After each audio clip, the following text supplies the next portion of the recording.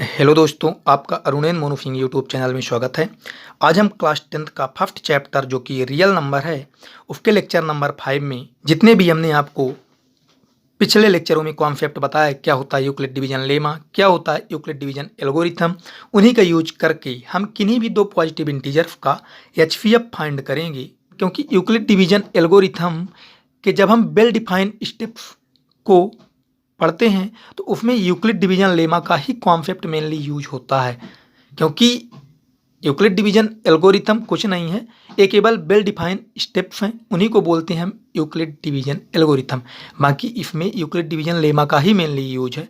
तो आपने अगर अभी तक यूक्लिड डिवीजन लेमा और हमारे पिछले सारे लेक्चर नहीं देखे हैं तो आप हमारे चैनल की प्लेलिस्ट में जाइए और प्लेलिस्ट से क्लास 10th की मैथमेटिक्स में देखिए, आपको 1 बाय 1 सारे वीडियो मिल जाएंगे। क्योंकि हमारे सारे वीडियो एक दूसरे से लिंक रहते हैं और हम आपको प्रॉपर नोट्स देते हैं। क्योंकि हमारे चैनल में केवल कॉन्सेप्ट को समझाया नहीं जाता है, आपको एग्ज़ाम में कैसे लिखना है क्वेश्चन को आपको बताया भी जाता है और साथ में नोट्स भी प्रोवाइड की जाती है कॉन्सेप्ट को समझाने के साथ साथ। अगर आप हमारे साथ जुड़ गए हैं तो आपको कहीं से कुछ भी पढ़ने की ज़रूरत नहीं है, आप हमारे सारे वीडियो देखिए, आपको बुक भी पढ़ने की ज़रूरत नहीं है। और आपसे रिक्वेस्ट है कि आप हमारे साथ साथ ही नोट्स बनाते चलिए, जो आपको एग्ज़ाम टाइम में काफ़ी हेल्पफुल होगी। और आप अगर हमारे चैनल में फर्स्ट टाइम विजिट कर रहे हैं तो वीडियो के नीचे दिख रही रेड कलर की सब्सक्राइब बटन को प्रेस करिए और बेल आइकन को भी दबाइए, जिससे मेरे न्यू आने वाली वीडियो की नोटिफिकेशन सबसे पहले आप तक पहुँचती रहे। तो हम स्टार्ट करते हैं। Use Euclid division algorithm to find the HCF of 5264 and 285 का। मीन्स यूक्लिड डिवीजन एल्गोरिथम के वेल डिफाइंड स्टेप्स का यूज करते हुए हमें 5264 और 285 का हाईएस्ट कॉमन फैक्टर फाइंड करना है। लेकिन हम आपको बता दें कि यूक्लिड डिवीजन एल्गोरिथम का यूज करना है, लेकिन जब हम इनका एचसीएफ फाइंड करेंगे तो यूक्लिड डिवीजन लेमा का भी यूज आएगा। तो आप प्लीज़ हमारे प्रीवियस लेक्चरों में जाकर देखिए क्या होता है यूक्लिड डिवीजन लेमा। तो हम स्टार्ट करते हैं, क्योंकि हम उम्मीद करते हैं कि आप हमारे पिछले सारे लेक्चर देख चुके होंगे। तो देखिए, फाइंड एचसीएफ ऑफ 5264 और 285 का। तो इसमें क्या होता है, जब हम एचसीएफ फाइंड करते हैं यूक्लिड डिवीजन एल्गोरिथम का यूज करके, तो हमें फर्स्ट स्टेप जो होता है इसमें क्या होता है कि सबसे पहले हमें ये सर्च करना है कि कौन नंबर बड़ा है कौन छोटा है।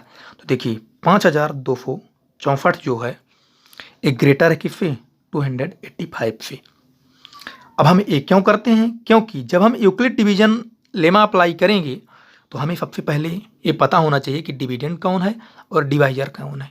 तो यूक्लिड डिवीजन लेमा में क्या होता है कि जो ग्रेटर नंबर होता है ए ग्रेटर देन बी, जो ग्रेटर नंबर होता है वो क्या होता है, वो डिविडेंड होता है, और जो लेस होता है वो डिवाइजर होता है। तो इफ ग्रेटर और लेस नंबर पता करने का मतलब यही है, क्योंकि हम यूक्लिड डिवीजन लेमा अप्लाई करना चाहते हैं और जब तक हमें ये नहीं पता होगा कौन सा नंबर बड़ा है कौन सा नंबर छोटा है तो हम यूक्लिड डिवीजन लेमा अप्लाई नहीं कर पाएंगे। क्योंकि देखिए यूक्लिड डिवीजन लेमा में हमें डिविडेंड और डिवाइजर के बारे में पता होता है और इन दोनों की हेल्प से हम कोफेंट पता करते हैं। कोफेंट क्या होता है, डिवाइजर की टेबल पढ़ने में जितने टाइम हमने पढ़ा वो कोफेंट होता है, और जितने टाइम पढ़ने के बाद जो नंबर आया उसको हम यहाँ लिखते हैं, और जो माइनस करने के बाद आता है वो रिमाइंडर होता है। तो डिविडेंड और डिवाइजर हमें दिया हुआ होता है और कोफेंट और रिमाइंडर हम पता करते हैं, तब इन डिविडेंड डिवाइजर कोफेंट रिमाइंडर में एक रिलेशन मिलता है जो होता है dividend equal to divisor into q plus remainder. अब इसमें एक कंडीशन होती है कि जो डिविडेंड है वो ग्रेटर देन ऑलवेज होता है कोफेंट से, और दूसरी कंडीशन होती है कि जो डिवाइजर है वो ग्रेटर देन है रिमाइंडर से, और remainder less than equal to 0 हो सकता है। ये होता है यूक्लिड डिवीजन लेमा। अब देखिए, अब हम इनका एचसीएफ फाइंड करने के लिए कैसे करते हैं। देखिए, अब हमें पता चल गया कि हमारा जो डिविडेंड है वो 5264 है और डिवाइजर जो है 285 है, तो हम क्या करेंगे 5264 डिवाइडेड बाई 285। ये हमारा फर्स्ट स्टेप है कि यूक्लिड डिवीजन लेमा अप्लाई करेंगे। तो अब 285 की टेबल हम एफ ए इतने टाइम्स पढ़ेंगे कि वो 526 से ज़्यादा ना हो, इक्वल हो सकता है। तो देखिए 285 इंटू 2 अगर करते हैं तो 2 पंचे 10, 2 अट्ठे 16 1 17, 2 दूनी 4 1 5, 570 हो जाता है, जो कि 526 से बड़ा है। तो एक 1 टाइम ही जाएगा, तो कितना होगा 285, 6 में 5 गए 1, 12 में 8 गए 4 और 4 में 2 गए 2, 241 आया। अब एक अंक अभी बचा है, तो इसको हम एच टिप यहाँ उतार देंगे। अब हम क्या करेंगे 285 का टेबल उतने टाइम्स पढ़ेंगे कि 2414 से बड़ा ना हो, इक्वल हो सकता है या लेस हो सकता है। 285 गुणे, अब इसमें पॉसिबिलिटी हो सकती है कि अगर हम 7 से मल्टीप्लाई करें 285 को तो कितना आएगा 8 से 9 से। तो अब हम देखते हैं अगर 8 से मल्टीप्लाई करते हैं तो कितना आएगा 5 अठे 40, 8 अठाई 64, 64 4 68, 8 दूनी 16, 16 6 कितना होता है 16 6 22, 2280 आया। अब 2280 2414 के करीब ही। अब हम देखते हैं कि क्या 9 टाइम्स तो नहीं जा रहा। 285 गुणे 9, 5 नमा 45, 8 नमा 72, 72 4 76, कैरी 7, 9 दूनी 18, 18 7 25, नहीं ये कितने टाइम्स जा रहा है 8 टाइम्स ही जाएगा। 2280, ये कितना हुआ 4, और ये 11 में 8 गए 3, और ये कितना है 4 में 2 गए 2, और ये 0, नहीं ये 11 हमने यहाँ से 1 लिया था तो ये 11 बना था, और 11 में 8 गए 3 हुआ। अब यहाँ 4 नहीं 3 बचा, 3 में 2 गया 1 होगा यहाँ, और ये 0 होगा। अब देखिए हमारा ये फर्स्ट स्टेप हो गया। अब हम इसको कैसे लिखेंगे, किस फॉर्म में, यूक्लिड डिवीजन लेमा का फॉर्म में। तो यूक्लिड डिवीजन लेमा में हमने क्या किया था, इसका मल्टीप्लाई इसमें किया था और इसको ऐड कर दिया था, जो आया था इसके इक्वल आया था। तो देखिए ये फर्स्ट स्टेप के लिए है कि 285 इंटू 18 प्लस 134 बराबर 5264, ये हुआ। अब हम इसे देखते हैं कि हम कैसे प्रॉपर वे में लिखेंगे। देख आपको एग्जाम में कैसे लिखना है, इसके आगे भी हम बताएंगे आपको। तो देखिए use Euclid division algorithm to find the HCF of 5264 and 285 का। तो देखिए सोल्यूशन क्या है, जो हमने आपको ये बताया है सेम यही हम यहाँ लिख रहे हैं। सेम 5264 ग्रेटर देन 285, यही जो हमने बताया था कि आपको पहले ये पता करना कौन सा नंबर ग्रेटर है, क्योंकि जो ग्रेटर होगा वही नंबर डिविडेंड होगा और जो लेस होगा वही डिवाइजर होगा। तो same this greater than this. अब we apply the Euclid division lemma, EDL का मतलब है, टू 5264 एंड 285 बी गेट, यही कि अब हम इन दोनों नंबर्स में यूक्लिड डिवीजन लेमा अप्लाई करेंगे। तो देखिए ऐसे करेंगे नॉर्मल डिवीजन टाइप्स में। तो क्या मिला ऐसे जब हम डिवाइड किए, ये देखिए ये हमें जो मिला था फेम हमने यही लिख दिया कि 5264 इक्वल टू 285 गुणे 18 प्लस 134। बेयर कंडीशन क्या होती थी, जब हमने यूक्लिड डिवीजन लेमा आपको समझाया था कि जो रिमाइंडर आया है ये रिमाइंडर इफ लेफ होना चाहिए। देखिए ये रिमाइंडर इफ नंबर पे लेफ है, इफ नंबर पे, और ग्रेटर देन इक्वल किसके होना चाहिए, जीरो के। जीरो से कम कभी रिमाइंडर नहीं आएगा निगेटिव में। तो ये हमारा फर्स्ट स्टेप हुआ। अब सेकंड स्टेप क्या है, अगर आपने यूक्लिड डिवीजन एल्गोरिथम के बारे में देखा होगा तो सेकंड स्टेप ये था कि अगर इसी का सेकंड स्टेप कि अगर ये रिमाइंडर जो है ये नॉट इक्वल टू जीरो है तो हम फर्स्ट स्टेप का जो डिवाइजर था अगले स्टेप के लिए उसे डिविडेंड बना लेते हैं, और जो फर्स्ट स्टेप का रिमाइंडर था अगले स्टेप के लिए उसे क्या बना लेते हैं, डिवाइजर। ऐसे 285 आगे 134। क्यों, ये नॉट इक्वल टू जीरो है रिमाइंडर। अगर ये जीरो होता रिमाइंडर फर्स्ट ही स्टेप में तो जो फर्स्ट स्टेप का डिवाइजर है वही हो जाता है HCF इन दोनों नंबर्स का। लेकिन अब यहाँ नॉन जीरो है तो अब फर्स्ट स्टेप का रिमाइंडर जो होगा अगले के लिए डिवाइजर, और फर्स्ट स्टेप का जो डिवाइजर है अगले के लिए डिविडेंड का काम करेगा। तो अब हम देखते हैं सेकंड स्टेप में 134 इंटू 2, 134 285 में कितने टाइम्स जाएगा, देखिए 2 4 जा 8, 2 3 जा 6, 2 1 जा 2, तो ये 2 टाइम्स गया तो ये कितना है 268। अब हम 15 में 8 गया कितना होगा 7, फिर अब 8 फिर 7 हो जाएगा तो 7 में 6 गया 1 और ये 0। अब देखिए हम इसे कैसे लिखेंगे यूक्लिड डिवीजन लेमा के फॉर्म में। 285 इक्वल टू, इसका मल्टीप्लाई इसमें करेंगे 134 इंटू 2 प्लस 17। कंडीशन कि 17 लेस देन होना चाहिए रिमाइंडर 134 से और ग्रेटर देन इक्वल 0 होना चाहिए। अब हम इसे प्रॉपर वे में लिखते हैं।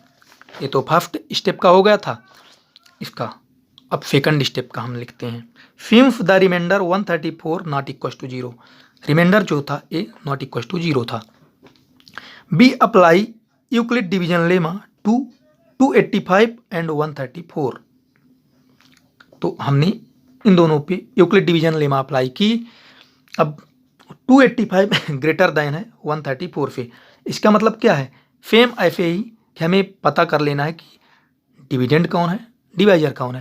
हालांकि यहाँ ये पता करने की ज़रूरत नहीं होती है क्योंकि ये फिक्स ही होता है कि अगर रिमाइंडर 0 हुआ फर्स्ट स्टेप में तो जो फर्स्ट स्टेप का डिवाइजर होगा वो HCF होगा, और अगर रिमाइंडर नॉन जीरो हुआ तो फर्स्ट स्टेप का जो रिमाइंडर है वो अगले के लिए डिवाइजर, और फर्स्ट स्टेप का जो डिवाइजर है वो अगले के लिए डिविडेंड का काम करेगा।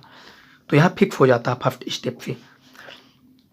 तो देखिए for we get 285 equal to 134 into 2 plus 17, यही जो हमने ये बताया आपको, और एक 0 लेस देन इक्वल टू होना चाहिए 17 से, 17 लेस देन होना चाहिए 134 से। अब ये सेकंड स्टेप हो गया। अब थर्ड स्टेप क्या है, थर्ड स्टेप ये था यूक्लिड डिवीजन एल्गोरिथम का कि अगर अभी भी रिमाइंडर नॉन जीरो आ रहा हो, देखिए ये रिमाइंडर फिर से नॉन जीरो आया, तो अब हम क्या करेंगे, फिर से सेकंड स्टेप का जो रिमाइंडर है उसे थर्ड स्टेप के लिए डिवाइजर बनाएंगे, और सेकंड स्टेप का जो डिवाइजर है उसे थर्ड स्टेप का डिविडेंड बनाएंगे। ये देखिए, और हमें ये प्रोसेस कब तक करते रहना, जब तक कि रिमाइंडर 0 नहीं आ जाता। अब हम ये कंटिन्यू प्रोसेस करते रहेंगे जब तक कि रिमाइंडर 0 नहीं आएगा, कि या फिर अब थर्ड स्टेप का जो डिवाइजर है वो क्या है, सेकंड स्टेप का रिमाइंडर, और थर्ड स्टेप का जो डिविडेंड है वो सेकंड स्टेप का डिवाइजर है। तो ऐसे हम करते रहेंगे आगे। तो देखिए 17 इंटू 6 अगर हम कर रहे हैं कितना आएगा, 5 छंग 42, 6 एक कम 6, 6 4 10। तो ऐसे पॉसिबिलिटी हो सकती है कभी आप 5 से मल्टीप्लाई 6 से 1, मतलब कितने टाइम से जा रहा है इसमें ये चेक कर रहे हैं। अगर हम 17 गुणे 7 करें तो 7 7 49, 7 एक कम 7, 7 4 11, तो ये कितना आया 119। शायद अगर हम इसको 8 टाइम्स करेंगे तो 134 से ज़्यादा हो जाएगा। तो 17 134 में 7 टाइम्स ही जाएगा। तो ये देखिए यहाँ 119 लेस करें तो ये इसको हम 14 बना लेंगे। तो 14 में 9 गए 5, अब ये 2 हुआ, 2 में 1 गए 1 और 1 क्रॉस। अब देखिए फिर से अब हम इसमें यूक्लिड डिवीजन लेमा अप्लाई करेंगे। फिर से अब हम इक्वेशन लिखेंगे यूक्लिड डिवीजन लेमा की। देखिए क्या होगा, 17 गुणे 7 प्लस रिमाइंडर 15 इक्वल टू 134। अब इसमें कंडीशन क्या आई कि जो 15 है रिमाइंडर लेस देन है 17 से और ग्रेटर देन इक्वल टू 0 से। अब हम इसे लिखते हैं प्रॉपर वे में। ये देखिए step third, B consider the new divisor 17, जो हमने ये कंसीडर किया जो सेकंड स्टेप का था, एंड द न्यू डिविडेंड 134। ये देखिए and apply the Euclid division lemma to get 134 equal to 17 into 7 plus 15 where 15 is less than 17 and greater than equal to 0। यही हमने जो यहाँ लिखा है। अब क्या करेंगे, अब थर्ड स्टेप के बाद भी अगर रिमाइंडर 0 नहीं हो रहा तो हम इस प्रोसेस को कंटिन्यू करते रहते हैं जब तक कि रिमाइंडर 0 नहीं आता। तो क्या करेंगे, अब इस 15 को हम अगले स्टेप का डिवाइजर बनाएंगे और इस 17 को डिविडेंड बनाएंगे। अब 17 में 15 कितने टाइम्स हो जाएगा, 1 टाइम्स 15, तो ये कितना बचा 2। अब फिर से हम यूक्लिड डिवीजन लेमा की इक्वेशन लिखेंगे। इसमें इसका मल्टीप्लाई करेंगे 15 इंटू 1 प्लस 2 इक्वस टू 17, और यहाँ देखिए 2 जो है लेस देन 15 से ग्रेटर देन इक्वल टू 0। एक इक्वेशन ही होती है यूक्लिड डिवीजन लेमा की, क्योंकि इसको हम इस फॉर्म में लिख सकते हैं और इसको इस फॉर्म में लिख सकते हैं। तो अब हम इसे प्रॉपर देखते हैं कैसे लिखना है। Now continue the same process till the remainder is 0, means हमें ये प्रोसेस करते रहना है जब तक रिमाइंडर 0 नहीं आ जाता।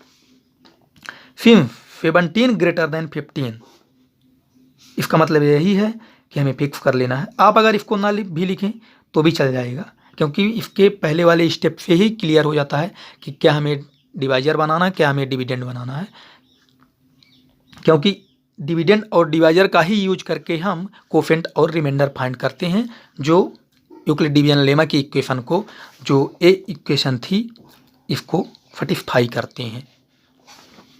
अब देखिए फिर 17 greater than 15 apply EDL we get 17 equal to 15 into 1 plus 2 where 0 less than equal to 2 and 2 less than 15। अब हम अगला स्टेप देखते हैं। आपको ये प्रॉफिट करते ही रहना है जब तक कि रिमाइंडर 0 नहीं आ जाता। तो अब हम इस स्टेप का, ये जो स्टेप था, इसका रिमाइंडर अगले स्टेप्स के लिए क्या करेगा, डिवाइजर का काम, और इसका डिवाइजर अगले स्टेप्स के लिए डिविडेंड का काम। अब देखिए 2 15 में कितने टाइम्स जाएगा, 7 टाइम्स, 14, रिमाइंडर 1 बचा। अब इसके लिए यूक्लिड डिवीजन लेमा क्या होगा, इक्वेशन क्या होगी, 2 इंटू 7 प्लस 1 इक्व टू 15 ये होगी। तो देखिए लिखते हैं since 15 greater than 2 apply EDL we get 15 equal to 2 into 7 plus 1 where 1 less than 2 and 0 फिर ग्रेटर देन इक्वल होता है। अभी भी आप देख रहे हैं कि ये रिमाइंडर नॉट इक्वल टू 0 है। फिर अब हम क्या करेंगे, अगले स्टेप्स के लिए इसको रिमाइंडर को डिवाइजर बनाएंगे और इसका डिवाइजर डिविडेंड बनेगा। तो 1 2 जा 2, अब ये आया कितना 0। तो आपने देखा कि इस स्टेप्स में रिमाइंडर 0 हो गया। इसका मतलब क्या है कि इस स्टेप्स का जो डिवाइजर होगा वही HCF होगा किसका, इन दोनों नंबर्स का। क्योंकि